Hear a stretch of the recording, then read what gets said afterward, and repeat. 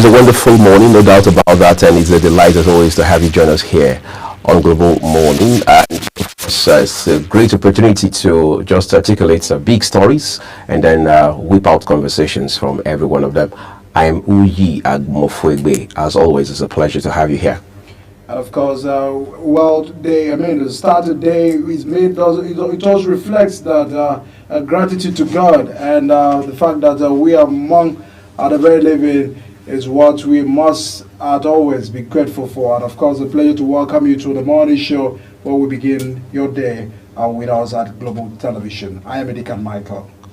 Well said. Incidentally, it's a wonderful time we live in, Mike, no doubt about that. When you look at the stories, the nature of stories that are emanating from across different sectors, of course, beyond politics, by the way. But these stories are basically about Nigerians and indeed Nigeria as a country. Just when we thought the conversation around South Africa and Nigeria's pacts, and of course, the president was there recently, and all that was fizzling out. And next thing we know is a few other issues are coming up. Is that somebody is being taken to courts over allegations of corruption, or another one is being charged with issues that border on libel and what have you, and things like that. All right, defamation. The judiciary is really on the heat. Exactly. So the spotlight obviously is on the judiciary, which again has seen maybe a little more than its own share of controversy.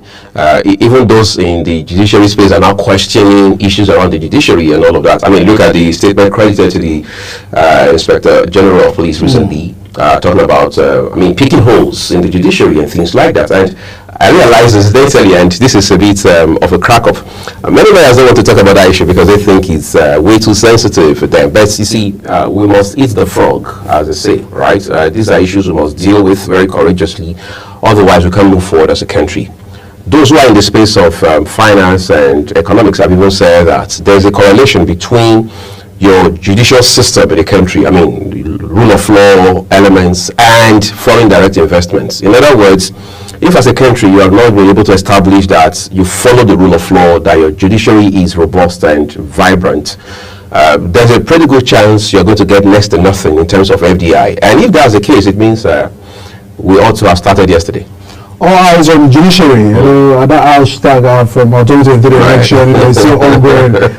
Federal law is still ongoing. The cases between Bele and Baba, what we call him, Afe, and of course, it's still a concern. The other time got granted bail, and after just yesterday, there's a twist. There was a denial of the bail. All of that still goes back to the fact that. Yes, our judiciary must be free, and that's what many persons have been advocating for. Just yesterday as well, the court also had to remand, sent the former governor of Kogi State to prison from now till about January 25 and all of that. So, a concern about what happens to litigation, the technicalities involved in the courtroom and all of that, and where people can seek justice. Because if justice is only, preserved for the rich, or if justice is only preserved for those who have the money and all of that, that means we're not ready for the conversation about justice, because justice should be for the poor, justice should be for the vulnerable, and all of that. So that is simply the advocacy.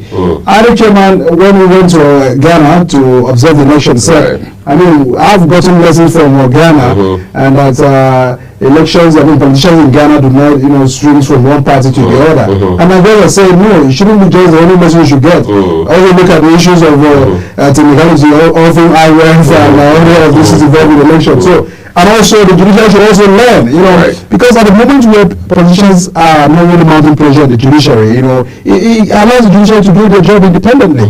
But at the moment where everyone are running to court after primaries, people are going to court, money laundering people are going to court and all of that.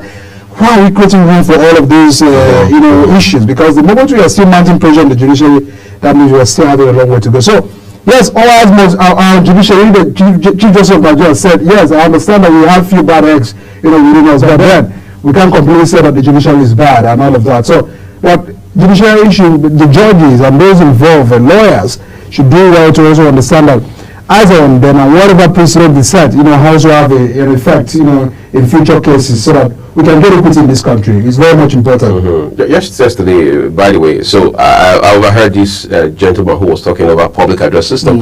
I didn't listen to the entire stretch of what he said, but what I did understand was that he was saying that we need to set our priorities right, not just as a country, but even as individuals, as families, and as a community. So he says that if you take care of the major things, the minor things will fall in place on their own. Now back to the issue of INEC chairman, Professor Mahmood Yakubu, who, by the way, has had the privilege of conducting 2 election cycles, general election cycles. That is, and that is humongous. That is quite significant. So you don't come back from Ghana having, according to you, observed this kind of election, and all you're bringing is that, well, in Nigeria the case is the reverse because politicians are jumping ship, politically speaking, every election cycle. That is not new to us around here. Yes, it's a problem. Yes, we've got to fix it. But what did you learn in terms of how the election was conducted? Absolutely. Results had not been announced. The other gentleman from the opposition had already conceded, even though his party is the ruling party in Ghana as of today, for example. It took about another 2 days or so for the electoral body to officially now announce that Mr. John Mahama had carried the day by about 56% of the votes. All right. So what else did the gentleman, Professor Mahmood Yakubu, learn in terms of you, on the one hand, saying that iron will be used, we will upload the results, there will be a server.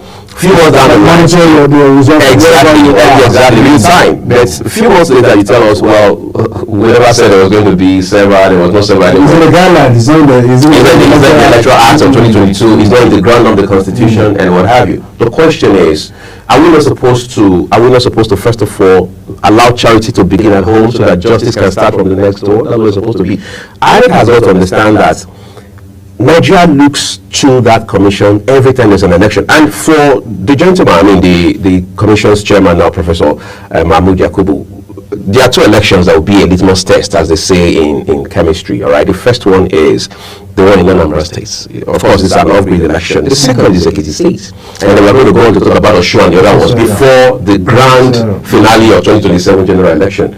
So the question is, what will INEC show to Nigeria that it has learned, using these 3 elections as, so to speak, some laboratory experiment? Otherwise, it will look like it's just rhetoric as usual.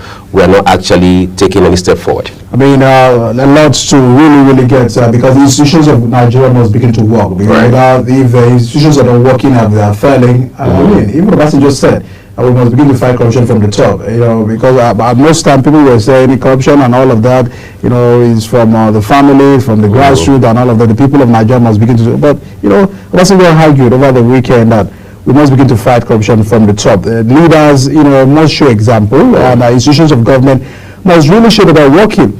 Kudos to UFCC, for the job well done, and all of those attempts to address it. But the question again is, where are all of these? Where are the savings? Where are the collections going to?